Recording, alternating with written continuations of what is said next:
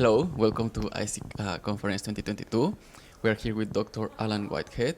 Um, we wanted to ask, how fast do you think local policies can adapt to achieve net zero targets? Well, local policies, notwithstanding the real enthusiasm that there is at local level for getting net zero targets in place, are only as good as what national policy guidelines decide.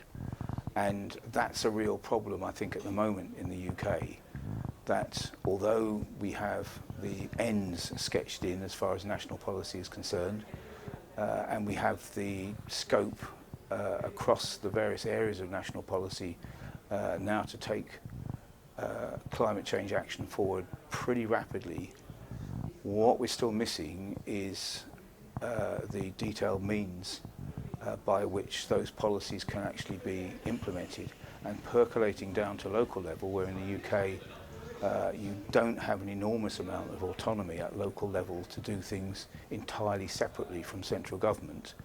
That means that a lot of initiatives that local authorities would like to undertake are effectively stalled by both a lack of finance and a lack of clear policy guidance from government as far as those particular things are concerned. And that does worry me greatly, that we've got potential real flood of things that can be enacted locally, carried out locally, like progress on decarbonising heat in cities, which I've talked about at a conference today, and like electrification of local transport plans, retrofitting for energy efficiency purposes of housing.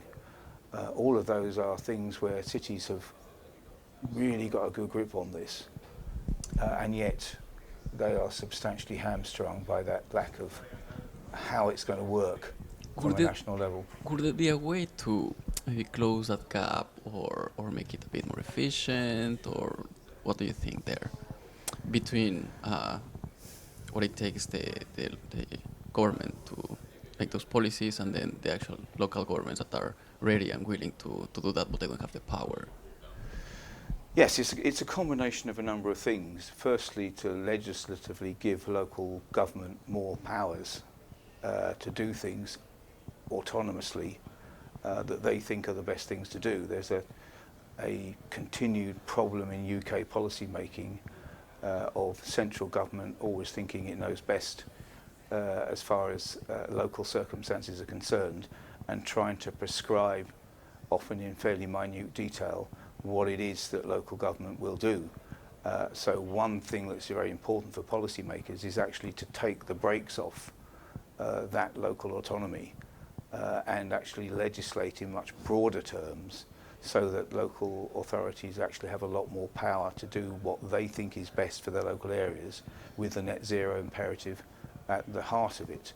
And the second thing then that needs to be done is that central government also needs to decentralise what it is doing in terms of funding for these various arrangements, so that the local authorities have not only got the ability to undertake much more autonomous initiatives, but have actually got the financial wherewithal to back it up in the coffers already, rather than having to apply to central government for competition funding or whatever, which is substantially the case at the moment. So it's a question of breaking a lot of log jams between the centre and the local to unleash that well of good things that local authorities, and it has to be local authorities in the end, because the changes have to be done at local level. Local authorities can just get on with the job as quickly as possible.